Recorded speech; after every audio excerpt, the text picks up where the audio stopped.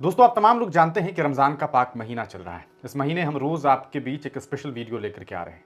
आज चूँकि रमज़ान का महीना भी है और साथ ही साथ 8 मार्च अंतर्राष्ट्रीय महिला दिवस के तौर पर मनाया जाता है। आज इस मौके पर हम एक ख़ास रिपोर्ट लेकर के आए हैं। आज हम उन मुस्लिम महिलाओं की कहानी आप तक पहुँचाने वाले हैं, जिन्होंने अपने हौसले और संघर्ष से हिंदुस्तान को नई ऊँचाइयों तक पहुँचाया है। क्या आप जानते हैं कि 19वीं सदी में जब महिलाओं को शिक्षा तक की इजाज़त नहीं थी, तब बेगम रुकैया ने महिलाओं के लिए स्कूल खोला था। जब न्यायपालिका में महिलाओं की मौजूदगी ना के बराबर थी, तब फातिमा बीवी सुप्रीम कोर्ट की पहली जज बनी थी। खेल हो, विज्ञान हो, राजनीति हो, समाज सेवा हो, हर जगह मुस्लिम महिलाओं ने अपनी एक अलग पहचान बनाई। हम आपको ऐसी महिलाओं के बारे में बताएंगे, उनकी कहानी जिन्होंने शिक्षा, न्याय, राजनीति, खेल, विज्ञान, समाज सेवा और कला में भारत का नाम दुनिया भर में रोशन किया। बात सबसे पहले अगर करें तो रज़िया सुल्ताना के बारे में। दिल्ली सल्तनत की पहली और एकमात्र महिला शासक थी। उनका जन्म सन 1205 ईस्वी में हुआ था और वह शमसुद्दीन इल्तुतमिश की बेटी थी। उन्होंने अपने पिता की मृत्यु के बाद दिल्ली के सिंहासन पर कब्जा किया था और सन 1236 से 1240 ईस्वी तक उन्होंने शासन किया। आपको बताते चले, वह एक शक्तिशाली और न्यायप्रिय शासक थी, जिन्होंने महिलाओं के अधिकारों की रक्षा के लिए कई महत्वपूर्ण निर्णय लिए। उनका विवाह बाद में आप जानते हैं कि अंतुनिया नामक एक तुर्की के सेनापति से हुआ था। अगर बात 19वीं सदी की मुस्लिम महिलाओं की करें तो सन 1800 से 1900 के बीच अगर महिलाओं की आप बात करेंगे तो बेगम रुकैया सखावत हुसैन एक बहुत बड़ा नाम है, जिन्होंने महिलाओं की शिक्षा के लिए जो है एक क्रांति ला दी थी। 19वीं सदी में जब महिलाओं की शिक्षा को पाप समझा जाता था, तब बेगम रुकैया ने समाज की उन कहा सकता है रूढ़िवादी चुनौतियों से ऊपर उठ करके उन्होंने जो है उस समाज को चुनौती दी थी। उन्होंने सन 1911 में कोलकाता में सखावत मेमोरियल गर्ल्स स्कूल की स्थापना की थी। शुरुआती दौर में उनके इस कदम का कट्टरपंथियों ने विरोध किया, लेकिन वे पीछे नहीं हटी। उन्होंने सुल्ताना का सपना नामक एक किताब लिखी, जिसमें एक ऐसी दुनिया की कल्पना की गई जहां महिलाएं भी शासन कर सकती हैं, जहां महिलाएं पुरुष के मुकाबले खड़ी हो सकती हैं, अपने फैसले खुद ले सकती हैं, खुद मुख्तार हो सकती हैं। आज जब हम बेटी बचाओ बेटी पढ़ाओ जैसे अभियानों की बात करते हैं, नारों की बात करते हैं, तो यह कहना गलत नहीं होगा कि इसकी नींव कहीं ना कहीं बेगम रुकैया ने ही रखी थी। लेकिन आप जानते हैं कि आज के इस दौर में मुस्लिम महिलाओं की तरफ ऐसी नज़र डाल करके देखा जाता है मानो वो कुछ नहीं करती। अगर आप बात 20वीं सदी की करें तो अगर 20वीं सदी की मुस्लिम महिलाओं की बात करेंगे तो फातिमा बीवी एक बहुत बड़ा नाम है। वो भारत की पहली महिला जज बनी। 1989 में भारत की पहली मुस्लिम महिला जो है वो सुप्रीम कोर्ट जज बनी। आपको बताते चलें, वह भारत की पहली मुस्लिम और पहली महिला सुप्रीम कोर्ट की जज भी है। जी, यह एक ऐतिहासिक क्षण था, क्योंकि इससे पहले महिलाओं को इस स्तर पर अवसर कभी नहीं मिले थे। यानी कि वो पहली महिला थी जो सर्वोच्च न्यायालय में पहुंची थी। उन्होंने महिलाओं के अधिकारों और न्यायिक सुधारों के लिए कई महत्वपूर्ण फैसले भी सुनाए थे। बाद में वो राष्ट्रीय महिला आयोग की अध्यक्षा भी बनी थी। अगर आज भारतीय न्यायपालिका में कोई महिला जज है तो ये कहा जा सकता है कि इसकी शुरुआत फातिमा बीवी ने की थी। उनकी उस कदम के बाद जो है महिलाओं में प्रेरणा मिली और कई महिलाएं जो है आज सुप्रीम कोर्ट में एज ए जज वर्क कर रही है। और भारत के किसी भी कोने में आप चले जाइए, लगभग हर राज्य में हाई कोर्ट में भी महिला जज आपको दिखाई देगी। इसके अलावा अगर बात करें तो आबिदा अहमद एक बड़ा नाम है। भारतीय संस्कृति की संरक्षक वो कही जाती है।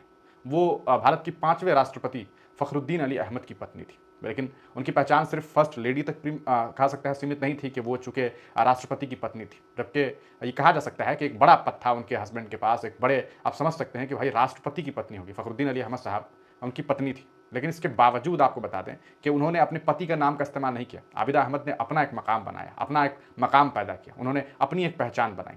वो फर्स्ट लेडी तक सीमित नहीं रही थी। उन्होंने भारतीय संस्कृति, इतिहास और धरोहरों के संरक्षण के लिए बहुत बड़ा काम किया। कई ऐतिहासिक धरोहरों और सांस्कृतिक स्थलों को बचाने में उनका बड़ा योगदान है। कभी वक्त मिले तो उनके बारे में ज़रूर पढ़िए, ताकि आपको पता चल सके कि किस तरीके से उन्होंने समाज के लिए काम किया। एक और नाम है शहनाज हुसैन।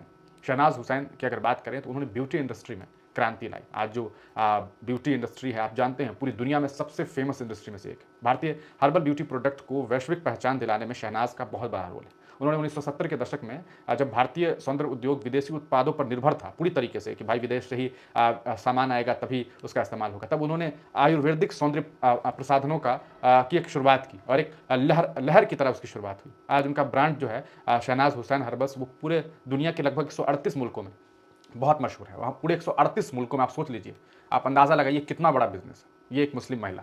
उसके अलावा सानिया मिर्ज़ा को तो आप जानते हैं, टेनिस की सुपरस्टार कही जाती है। भारत की सबसे सफल महिला अगर कहा सकता है खिलाड़ी की बात करेंगे, टेनिस खिलाड़ी की बात करेंगे, तो वो आपको सानिया मिर्ज़ा। उन्होंने 6 ग्रैंड स्लैम खिताब जीते हैं। ये बहुत बहुत बहुत बड़ा कहा सकता है ऐतिहासिक अगर किसी के लिए क्षण हो सकता है तो वो है 6 ग्रैंड स्लैम खिताब। ये कोई छोटी मोटी बात नहीं होती। महिलाओं के लिए जो खेलों में अगर नए दरवाजे खुले तो कहीं ना कहीं सानिया मिर्ज़ा की वजह से। बहुत बड़ा नाम है उनका और आज भी दुनिया में उन्हें एक बड़े प्लेयर के तौर पर जाना जाता है। इसके अलावा अगर 21वीं सदी की मुस्लिम महिलाओं की बात करेंगे वर्तमान वक्त में, अगर आपको मैं कुछ साल पीछे ले चलूँ, आपको याद होगा शाहीन बाग का आंदोलन। वो आंदोलन जब मुस्लिम समाज के जो लोग हैं, महिलाएं जो हैं, वो सड़कों पर उतरी हुई थी।